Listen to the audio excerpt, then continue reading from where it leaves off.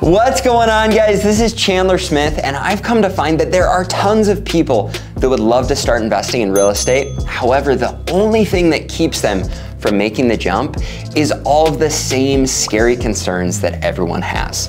These are concerns like, what if I can't find a tenant? What if the tenant disappears and there's no one to pay rent? What if I have to deal with evictions? What if they damage the apartment? What if they sue me?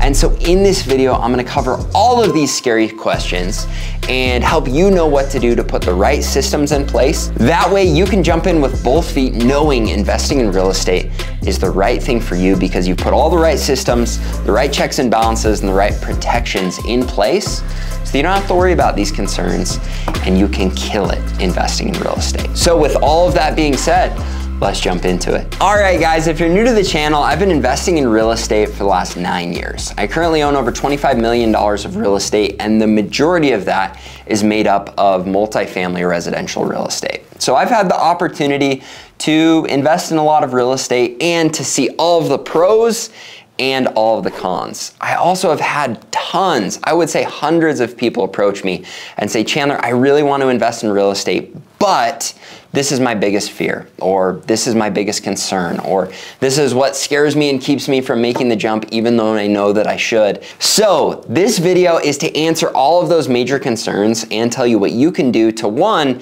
get comfortable with investing in real estate even though these concerns are there, two, put the right systems in place so a lot of these concerns you don't have to worry about, and three, do the proper things to protect you liability-wise so that you don't have any of those scares as well. All that I ask you to do is remember to smash the like button, subscribe to the channel, and hit the little bell, because after watching this video, you're going to have zero fears. You're gonna wanna buy that first rental property, and you're gonna wanna learn more about everything that you need to do to be able to pull that off, and that's why this channel is here. Now that we've covered that, let's jump into it. Question number one is, how do I know how much to rent my property for? Now, a lot of times this is tied into, how do I run the numbers? How do I know I'm not getting a bad deal?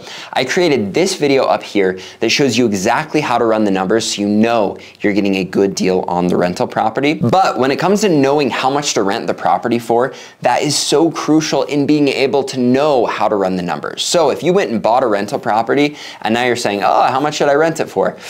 You're probably a little screwed because, well, maybe not, maybe you get lucky, but you need to know what a property can rent for long before you buy it, because you can't just buy a property and say, oh, I'm gonna list it for $2,000 if it's only worth $1,000 for someone to rent it, because then you will never fill your property. However, you also don't want to list it for $500 if it's worth $1,000, because then you're losing money. That's why it's crucial to know how much to rent it for. And the way that I do this is I'll go into the area and I'll just call around all of the comparable units to the one I'm thinking about buying in that specific area. And I'll say, hey, I saw you had a 2-bedroom apartment. How much does it rent for? And this is something you can put your secretary on, but then you go and you get all of the comparable rents in that area. Once you've got enough information to where you're like, okay, this is high rents, this is low rents, you know, these were high because of the quality, or these were high because they were managed properly, or these were low because they weren't managed properly, or they got lucky on this unit because the average is here and this one was way above average.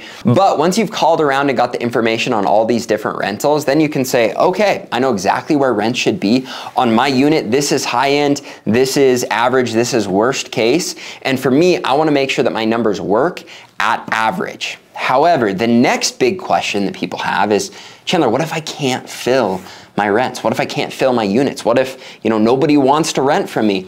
This is a great question, but if you've done your research on the front end properly, you shouldn't have to deal with this. And if you do deal with it, after doing your research properly, you need to know what your bottom is. And usually what I'll do is I'll hold on my bottom for a month, right? If I say, oh, the absolute least I wanted to take was $900, you know, I'll go and drop to that price point and I'll hold there for a month. And if I'm getting zero action, then you might have to say, you know what, crap. I'm gonna have to lower the rents.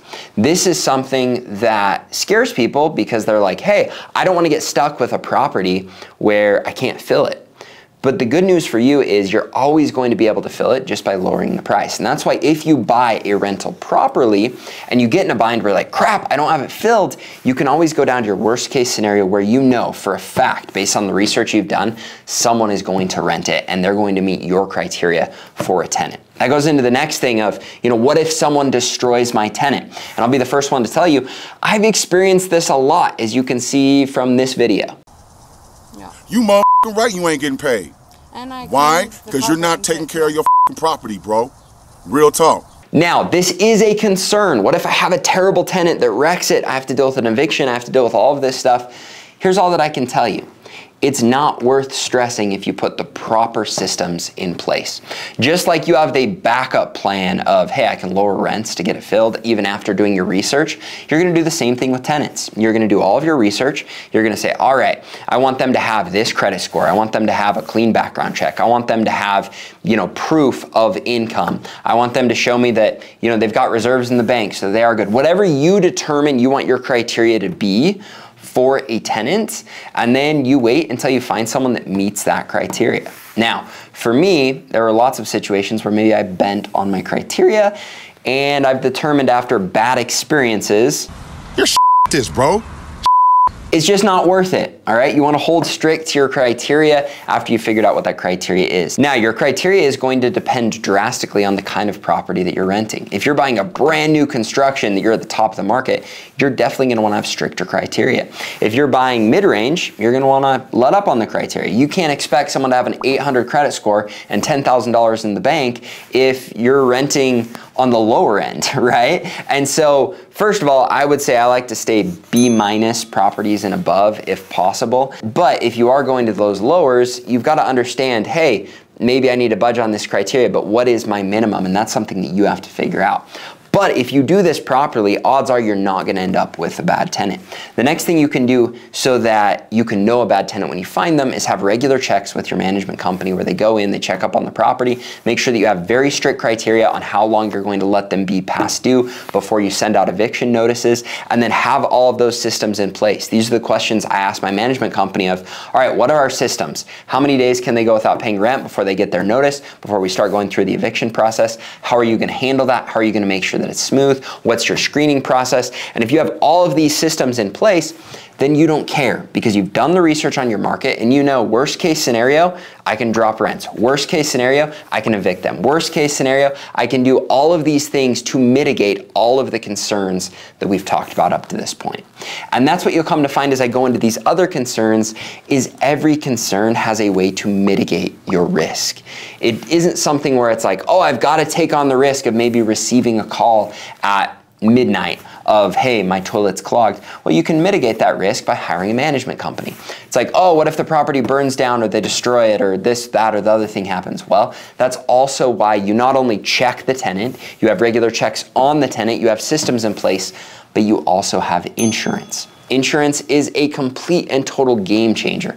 As a matter of fact, I just went and walked through a building that had been completely destroyed, burnt to the ground, and we'll show you a little footage here. But luckily, the owner had insurance, and he had made sure that the tenant had renter's insurance. As long as you do these two things, you're protected. Your tenant's protected, you're protected, so that if the worst case scenario does happen, and you've done all of your checks, all of your balances, it still happens, you can fall back on insurance. The next big concern people have is, what if I get sued? What if someone slips and falls? We've all heard the stories of someone losing everything because they didn't do things properly.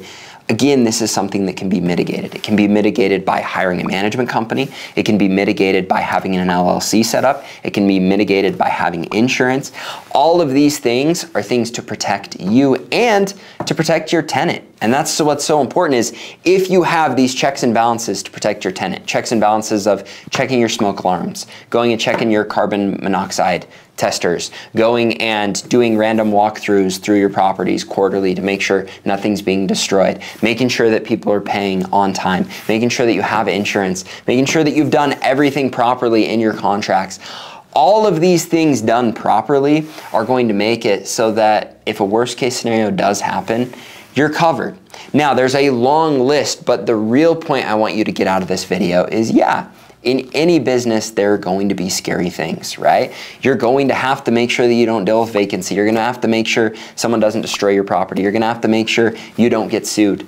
But if you're doing business properly, if you've got the right contracts, the right insurance, the right systems in place, you really don't have to worry about anything. And if your systems fail, that's why you've got backup systems like insurance so that you are protected. I watched a video the other day that I really liked. I'm gonna try and find the footage and put it up here. Then I'll tell you what changed my whole life when I finally discovered it's all risky. The minute you were born, it got risky. If you think trying is risky, wait till they hand you the bill for not trying. If you think investing is risky, wait till you get the tab for not investing. See, it's all risky. Getting married is risky. Having children is risky. Going into business is risky. Investing your money is risky. It's all risky. Everything in life is risky, right? It's risky to go outside, but it's also risky not to.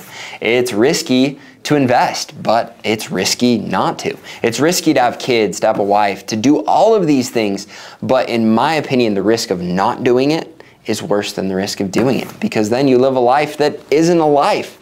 And so if you want to put yourself in a place where you can have financial freedom, you're going to have to take some risks. The good news for you is by investing in real estate, there are so many ways to mitigate that risk. So here's what I want you to do. I'm going to make another video just like this. And if you feel like you still have concerns that haven't been resolved, I want you to let me know in the comments what's keeping you from investing in real estate. And I'm gonna put together a full video that literally answers every question that wasn't answered in this video, because I want you to know it is so worth it. When you look at the cash flow, the appreciation, the principal pay down, the tax benefits, and the financial freedom that owning real estate can give you, it is so worth the risks that are there, especially because I truly believe that every single risk that comes with investing in real estate can be mitigated if you just do business properly. Now, have I always done business properly? No. Will I have other times where I don't do it properly because things fall through the cracks? Of course, and that's again the inherent risk that comes with owning a business or investing in real estate or anything. But you can sure mitigate a lot of it and protect yourself to the point where it is so worth it to take the jump. So if you're nervous about any of these concerns, I promise you, do some research, because there's always an answer to mitigate that risk. Now, if you enjoyed this video, make sure you remember to smash the like button, subscribe to the channel, and hit the little bell, and we'll look forward to seeing you in the future videos. Thanks, guys. Have a great day.